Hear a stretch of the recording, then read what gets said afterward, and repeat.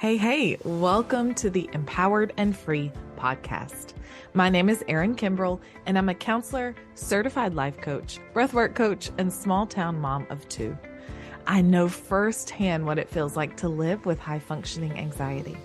For most of my life, I had so much mental mess, anxiety, people pleasing, perfectionism, overthinking, constant worrying, and never feeling good enough.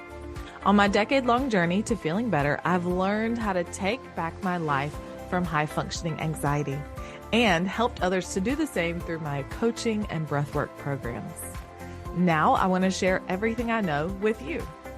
This podcast will help you feel empowered over your high-functioning anxiety and free to finally live the life of your dreams. Now, grab a cup of coffee, get comfy, and dive into the episode. I'm Erin Kimbrell, and this is the Empowered and Free podcast. Hello. I am so excited to be here, you guys. I have wanted to start this podcast for far too long, and today's the day, episode 1. All right. So this is pretty casual. I just want to have a conversation with you guys. So get your cup of coffee, join me. Let's get started. You know, I have a cup of coffee right here in my hand. So today I really want to start with how I ditched the mental mess of high functioning anxiety, right? I get asked this a lot. How did you go from there to where you are now? And today I just kind of want to spill it all. I want to put it all out there. It gets pretty vulnerable, pretty deep, and that can be a little bit hard to share, honestly, but I want to share it all with you. So let's go ahead and get started. The first thing I want to start with is there's 3 things I want you to take away from today. Okay. I want you first to take away the nuggets of wisdom that I've already learned. So how can you do that? You can listen for similarities. You can listen for things that you've already been through that I went through as well, right? And that might click a light bulb for you and make a connection in your life. You might say, oh, like now I get it. I'm a people pleaser because my true desire is to have other people love me, right? And so that's how I find the love that I'm looking for in my life. Or maybe you say, it makes a lot of sense to me that my anxiety stems from a lack of control, a lack of feeling enough, or a lack of feeling safe. All right. So that's the first thing I want you to take away. How can you form those connections of things that you've gone through in your life, things that I went through, and how those link together? Okay. Secondly, I really want this episode to just help you validate how you feel, because you'll know that I truly get it. I've lived with this busy brain and mental mess for most of my life. So not only can I sympathize with you, meaning I feel sorry for you, right?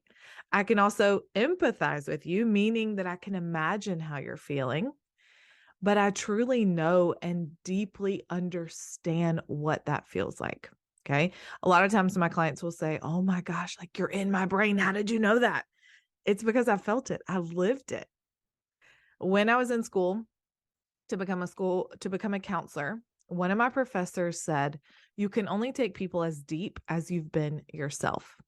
So I can promise you that with anxiety, high functioning anxiety, I have been in deep, and now I'm here to help you through it. Okay. So that's the second thing I want you to take away. And lastly, I want you to know that everything I've gone through and the place that I'm at now with my high functioning anxiety, all of that and more is available to you. I'm not special. Okay. I was somebody that was hurting. I was tired of it. And so I went on a decade-long journey to help myself feel better. It took a lot of work, a lot of tears, a lot of really digging into the depths of my soul. And I know that sounds intense, but it was, right? And so it still takes that for me because there's no grand finish line where I'll never experience anxiety again in my life. That's actually impossible, right? Anxiety is a normal feeling, and we'll talk about that on another episode. But what I want you to hear here is anything that I say here, anything I share can go for you too. It's possible for you too. Whether you choose to go at this journey alone, reach out for help, or kind of find your own path, right? You can do it. All right. So that's my preface. 3 things I want you to take away from today. All right, let's get into it. I'm a little bit nervous, if I'm being honest, because I'm about to share some things I've never shared before. You will learn that I'm a person who likes to go in deep. I don't really hold a lot back if I know it can help you. And so here goes, right? I had high functioning anxiety for most of my life. And so what does that mean? This will be a completely separate episode, but what I want you to know quickly, if this is all new for you, is that when you have high functioning anxiety, you usually function pretty well, right? You can accomplish tasks, you do pretty well in social settings, but on the inside, you feel all the same symptoms of an anxiety disorder. So these feelings of impending doom, right? Like something is going to go wrong. Oh, I used to feel that all the time. Fear, rapid heart rate, stomach problems, right? Like all those feelings of anxiety are still happening for you. But on the outside, it doesn't appear like that because you're pretty successful. You might even seem calm to other people, right? You have high expectations of yourself and put a lot of pressure on yourself to do well. You probably feel like you need to be busy all the time and you have trouble just like chilling, relaxing. You probably have trouble asking for help and you really struggle with saying no. And lastly, you overthink and overanalyze a lot of things. Okay. So that's a very general, like, what is high functioning anxiety? Again, I'm going to go into a ton of detail on separate episodes about that. But I wanted to start with that. I am someone who could check every box I just said. That was me. As a former type A personality, a perfectionist, an overachiever, a people pleaser, nobody had really an idea that I was struggling as bad as I was. I put on a happy face, the same happy face that you see here, right? And a smile to hide it all because I was covering up how I really felt inside. The pressure to kind of keep it all together, the pressure I put on myself was really intense. I was for sure my own worst critic, right? I beat myself up all the time. And this goes back way even into elementary school. Anybody that knew me back then will know that I used to cry all the time. Like I'm a super emotional person as it is, and that's fine. But I would cry because I was super hard on myself. I remember crying in third grade every single time I messed up, just specifically third grade. I just was struggle busting then. And one time we were doing a class spelling bee. I spelled the word wrong, just lost it, right? It was already my norm to cry. So my teacher, Miss Bowers, would just send me on right down the hall. A friend would walk me to the school counselor's office. And I can laugh now, but I had no idea what was going on inside then. As a little funny side note, okay, my school counselor's name was Miss Love. What in the world? That is the best school counselor's name I've ever heard. I remember we just like played puppets in her office. She was so kind and helpful. So, Miss Love, if you're out there, I appreciate you. Okay. So that was a little bit about like kind of early childhood. As I just kind of grew up and continued, that need to excel and do everything really well followed me throughout my entire life. I was a 3-sport player, volleyball, basketball, softball, and had 5 state championships. I ranked 3rd in my class. Like I, even with all that, still didn't feel good enough. I always thought about all the ways that I didn't measure up. My anxiety on the inside was pretty high, pretty constant. And I have a lot of memories of this. One of those was me bawling my eyes out over a school project, just like a poster board. I made a silly mistake, easily fixable, and just, again, could not understand that like we can fix this. Shout out to my mom. Thank you so much for helping me with that one. Oh, okay. Another time I remember I was having a club volleyball tryout, like a travel volleyball team, and couldn't even go because the night before I was just throwing up. Couldn't go, was so terrified that I wouldn't make the team. So I didn't even try.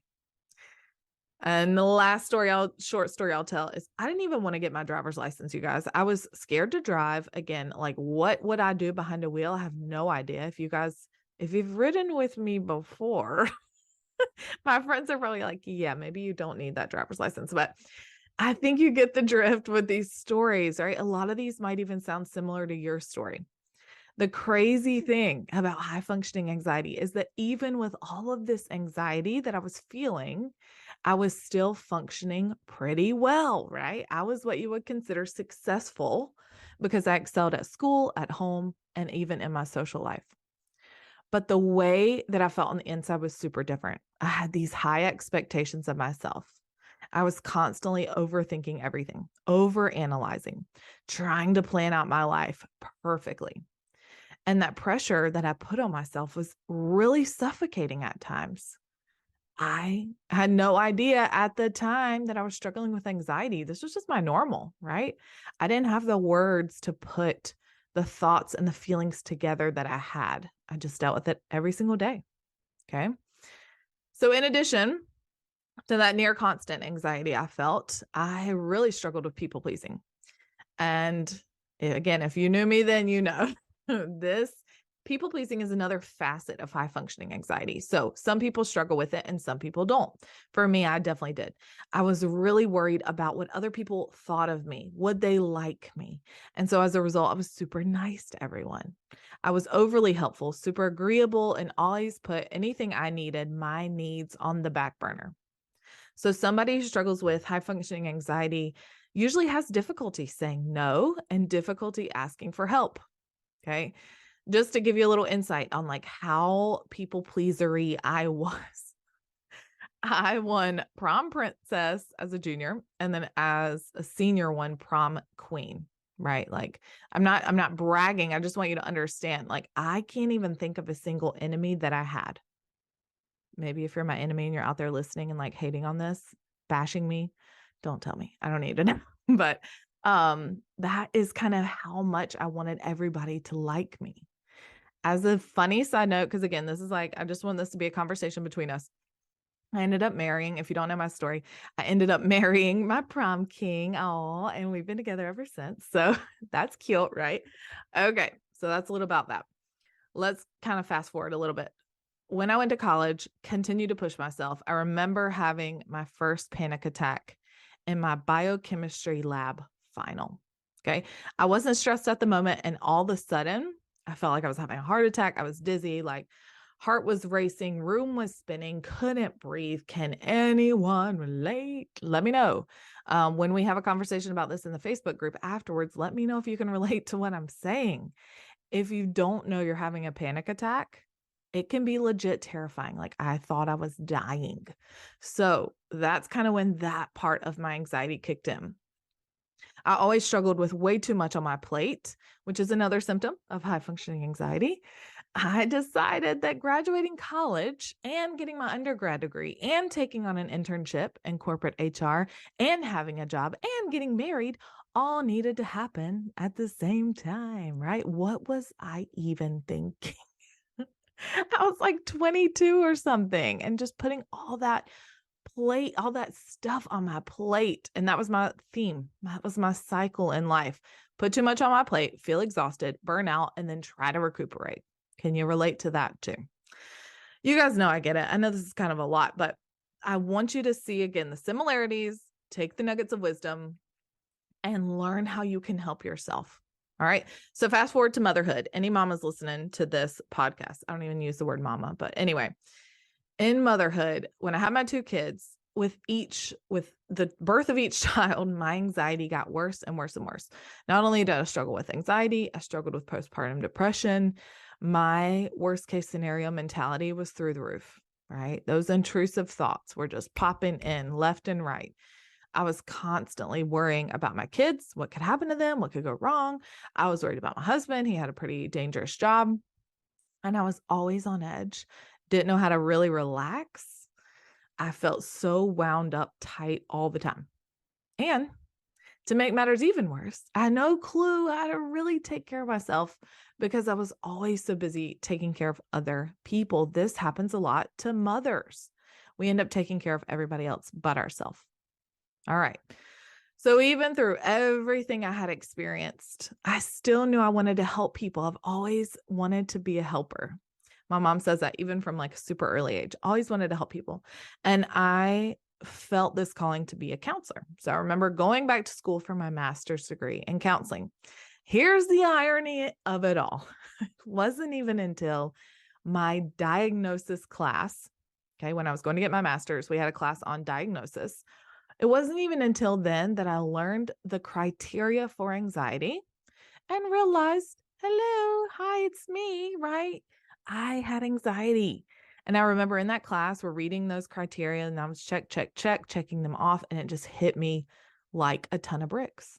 I had gone my whole life feeling this way. and didn't even have a name for it.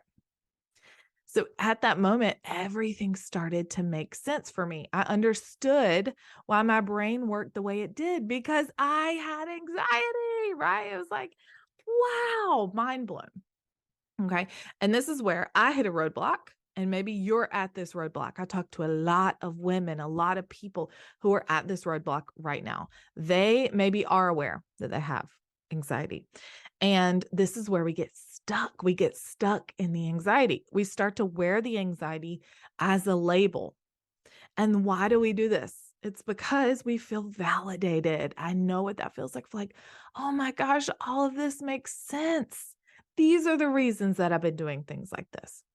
And what I mean by getting stuck in the anxiety is how many times are you saying things like, my anxiety made me, right? My anxiety made me do it. Or I hear a lot, it's because I'm anxious. I do this because I'm anxious. Even when we label ourselves by saying I'm anxious, or if we say my anxiety, it can just be really limiting, right? It's a big part of the reason that we find ourselves stuck with anxiety disorders is because we believe that it's a part of us that we're not able to change. We feel like this anxiety is a lifetime sentence. And what I want you to hear, hello, that is far from the truth. That is so far from the truth. Okay. I'll do a whole separate episode about that, but I want to start with that because it was a big part of my story, me getting stuck there. And maybe it's a part of yours too. Okay. So becoming a counselor, high functioning anxiety is kicked into overdrive, and I had no idea how to stop it. I remember breaking out in hives all over my body. I was like, what is this? From the stress and the anxiety. So on the inside, I was overthinking, worrying, planning, my perfectionism. All these things were through the roof. But on the outside, what do you think I look like? Kind of looked like I had it all together, right? I even won Counselor of the Year award at graduation. And funny thing, that was voted on by my peers. Why, you may ask? Because I was a people pleaser extraordinaire, honey. Okay. So on the inside, I was exhausted, depleted, never felt like I was good enough. And I knew that I couldn't live my life like this. Like I knew I could not continue. I remember having that breakthrough moment outside of the counseling department. I was standing there and thinking like, I can't live like this anymore. And just knew that I needed help. And again, maybe that's where you're at today. I hope you can hear my story that I really, really, really get it. I had tried everything, you guys, to help calm my anxiety. I tried everything. I remember trying medication, and maybe I'll do a separate episode about that.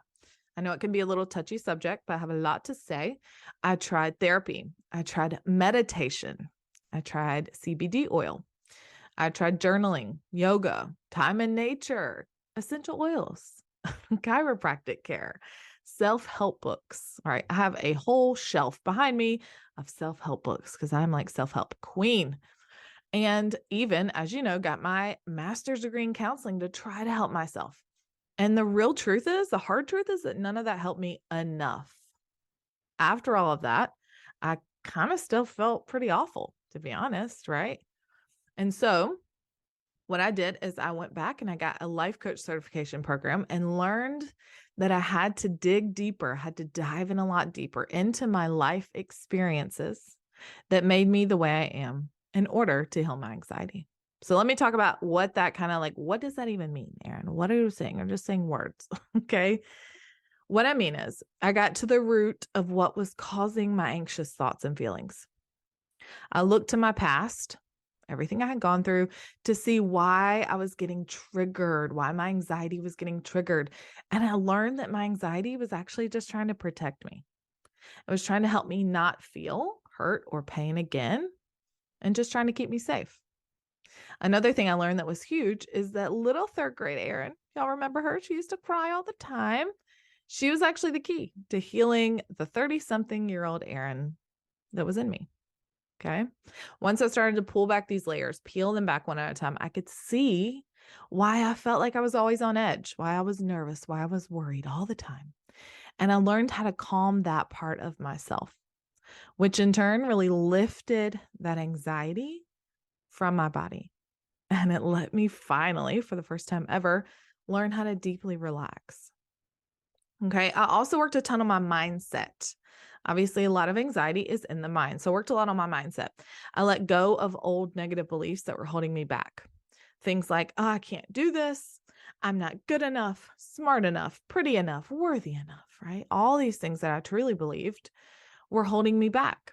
And so now I've done so much work on my mindset that when a negative thought pops up, I know how to take it. I know how to notice it, flip it on its head, and then kick it to the curb. Like it's not worth it. It's not worth believing. I ditched my inner critic. And I can say that with so much power behind it because that is huge, you guys. The inner critic can run the show. I talk about in my bio how the inner critic can feel like Regina George just running the show. That is a Mean Girls reference if you don't know, if you haven't seen the movie. But that inner critic can cause us to feel so awful about ourselves. So I ditched it. And then I found self-compassion, actually being nice to myself. Shocking thought, right? I truly believe that that is one of the biggest things that created lasting change for me. So now I speak to myself like my bestie, like my best friend, not like my worst enemy. Another thing I struggled with, self-doubt. Self-doubt used to rule my life. I questioned every decision I made, always wondering, did I make the right choice? Did I do the right thing? So then I would go and ask other people, what should I do about my life? I would feel like their opinion of me was so important. Okay, remember that people pleaser part of me? Then I would do everything they wanted me to do. Oh, you think I should do this with my life? Okay. So in this journey, I learned how to stop looking to everyone else for the answers, realizing that the answers I needed were actually already in myself. I'm the only one who has the answers for me.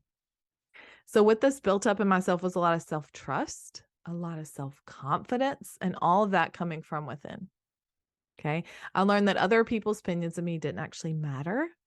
And I could teach myself how to feel good enough exactly as I was. The only thing that truly matters to me now is how I feel about myself in my heart and soul. Okay. Before this work, perfectionism had me terrified to mess up, right? I was so scared to fail. So I wouldn't even give it a try. Now I have embraced a growth mindset, knowing that I can't succeed if I don't try. Okay. I also know that failure is normal. Failure is a normal part of this process. I'm going to mess up every single day, and that's okay. It's actually not the end of the world, right? I get to fail forward, moving forward, and use that failure as redirection. I've let go of the need to be productive and to be busy all the time. I learned that I actually don't have to be in control of every single thing. It's actually way easier that way to not be in control, to not have my hands in all the pots and do all the things. I learned it's really important to say this word. Are you ready? No. That's the magic word. I stopped agreeing to stuff just because I felt like I should do it or I was worried about disappointing other people. So now I only say yes to things that truly light me up. And I actually have white space, open time in my calendar. Time to breathe, time to rest, time to just be. It feels so freaking good, you guys. I'm telling you. Okay. So most days I feel good. I feel like I feel today, joyful, light, at ease. This inner peace is real, you guys. I'm human. So obviously I still have ups and downs that go along with life, but I really enjoy it exactly as it comes to me. I believe that everything is happening for my good and in my favor. I feel free. I feel free from that grip that high functioning anxiety had on me. And I really do feel empowered to live the life of my dreams. Okay. So I've been talking a lot and you guys are probably thinking, cool, Erin, like good for you. But how did you do it? How? So here's the nitty gritty. To heal my anxiety, I used a combination of three things. The first one, deep inner work. Okay, I've talked about that a lot in this podcast episode. What do I mean? I mean, healing those life experiences and the trauma that caused a lot of my anxious feelings in the first place. Okay, so deep inner work. Number two, the right tools for high functioning anxiety. So for me, this is breath work, I will talk a lot about breath work on this podcast. It's somatic exercises, which means of the body. Okay. Again, I'll talk a ton about those. Those are in all of my programs because they are key to healing. And then the mindset work, which I've mentioned here. So you'll notice I'm working with the body, with the mindset work. I'm working with the mind, with the mindset work, and with the body, with breath work and somatic exercises. Okay. So number 2 is the right tools for healing high functioning anxiety. And number 3 is the guided support of coaching. And why is this? Coaches can see right through your stuff, right through your blocks. Coaches have this outside perspective. They can help you make connections that you would not have seen because you're in the thick of it. Have you ever heard that saying, you can't see the forest through the trees? Okay. Coaches can help you zoom out, see the forest. They'll tell you the path to get out, and they'll even maybe hold your hand and let you follow them down that path, right? That's the amazing thing about coaching. So deep inner work, the right tools for anxiety, and coaching.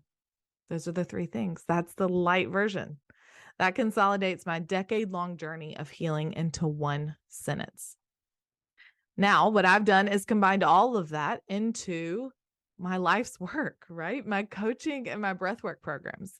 I use everything I've learned from my background in counseling, plus my coaching and breathwork training to help you stop letting high functioning anxiety control your life and to help you ditch the mental mess.